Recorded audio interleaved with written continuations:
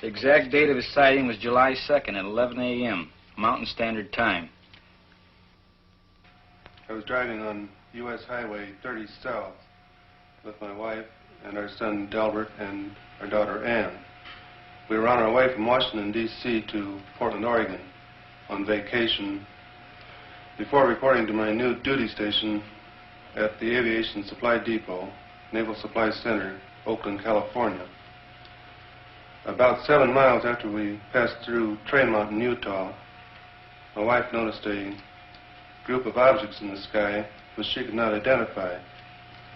I pulled over to the side of the road, stopped, got out, looked up and saw the objects. There were about 12 of them in a rough formation proceeding in a westerly direction. They were like nothing I'd ever seen before, although I've logged some 2,000 hours in the air. They were identical in appearance. How would you describe these objects? Like two saucers, one inverted over the other. I had no means of judging the altitude. It appeared to me to be about the size of B-29s at 10,000 feet. Did you photograph them immediately? I watched the objects for a few moments before getting my camera out of the suitcase. Then I lost more time getting film out of the second suitcase and loading the camera. When I first saw the objects, they were almost overhead. By the time I had the camera ready to go, they had moved to a considerably greater distance. What kind of a camera did you use? A 16mm Bell & Howell Filmo Auto Loadmaster with the 3-lens turret. I selected a 3-inch lens and set it on f8 and focused at infinity. Did you think of using slow motion? No, the camera was set on 16 frames per second, and in the excitement of the moment, I didn't think to shoot at a greater rate, although that would have improved the coverage. I centered the viewfinder on the objects and made the first shot. Then I decided that if the sky were darker, the objects would show better. So I stopped the lens down to f16 and continued photographing. This proved to be a mistake, as the quality of the film would have been better had I left it at f8. Did these objects remain together in a group at all times? No. Toward the end, one object reversed its course and proceeded away from the rest of the group. I held the camera still and allowed this single object to pass through the field of view, picking it up again later in its course. Did this single object return to the rest of the group? No. I allowed it to pass through the field of view of the camera 2 or 3 times, and then it disappeared. In what direction? Over the eastern horizon. What did you do then? I turned, swinging the camera just in time to see the rest of the group disappear over the western horizon. What was the weather? The weather was bright and cloudless. Visibility good? The visibility was excellent. How does this film you shot compare with what you saw with your naked eye? You have studied the film. Yes, I've studied it. I'm very disappointed.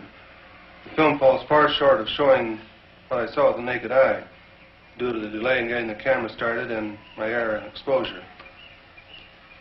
If I'd had this camera in the seat beside me, loaded and ready to go, there'd be no need for questions. The Air Force would have the answer.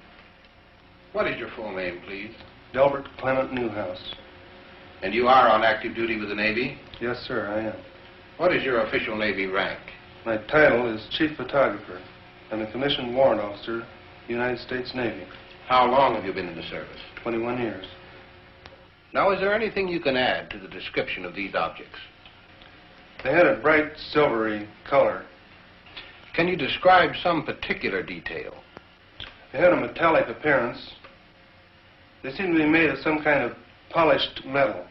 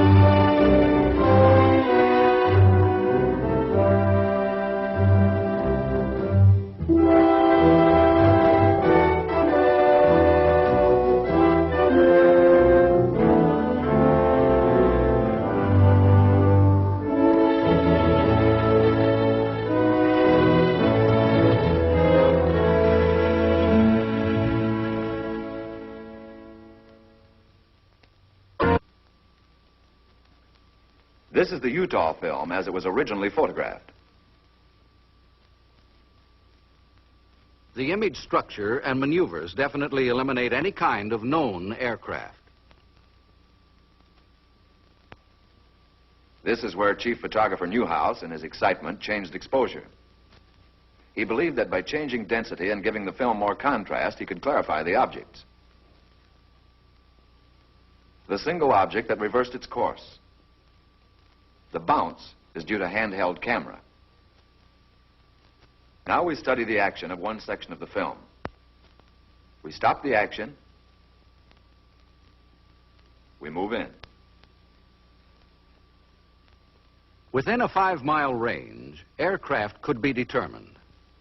In excess of 5 miles, the speeds are greater than aircraft can achieve, except in straight-line speed runs. The movement here follows an elliptical or circular pattern. Microscopic examination reveals that the objects are well focused. Their size varies from 1/6 to 1/10 the size of the moon, as it appears to the naked eye. Their form is circular and sometimes elliptical. This fits the commonly used flying saucer description. Observe the object in the upper left corner. We move in to study the action. The object upper left will go out of frame on widescreen projection.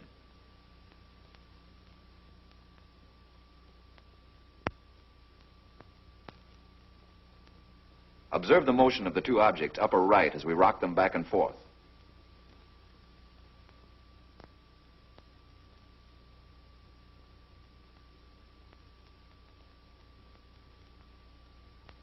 Now we move over and up on the frame to make a closer study of the object in the upper left corner. Examine this object closely. Compare it with those objects you saw in the Montana film. These films were taken approximately 2 years apart, hundreds of miles apart.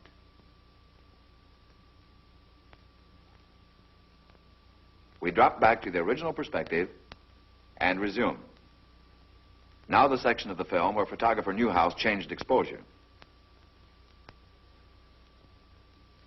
Weather conditions, together with the persistence and motion of the formations, eliminate the possibility of atmospheric mirages.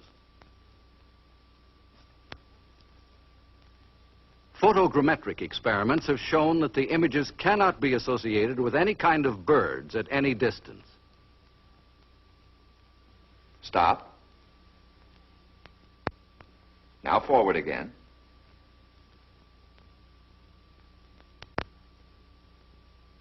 Stop.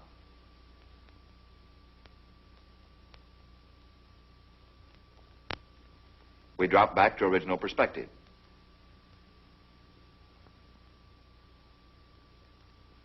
Now once again, and for the last time, the Utah film. The objects cannot be associated with any known balloon observations.